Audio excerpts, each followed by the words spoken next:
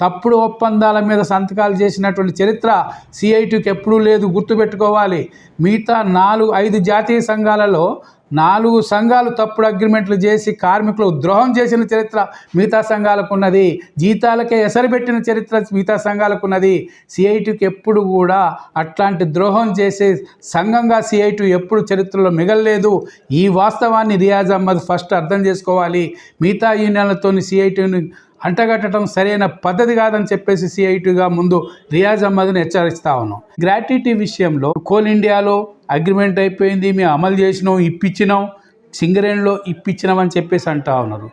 దీంట్లో కూడా వాస్తవాలు అర్థం చేసుకోవాలని చెప్పేసి సిఐటిగా కోరుతాం. అధికారులకు ఎలా అయితే 1/1/2017 నుంచి ఇంప్లిమెంట్ అయినప్పుడు ఏదైతే అమలు చేయడానికి పూనుకున్నారో దాన్ని బేస్ చేసుకొని కార్మికులకు కూడా వేజ్ బోర్డు 1/7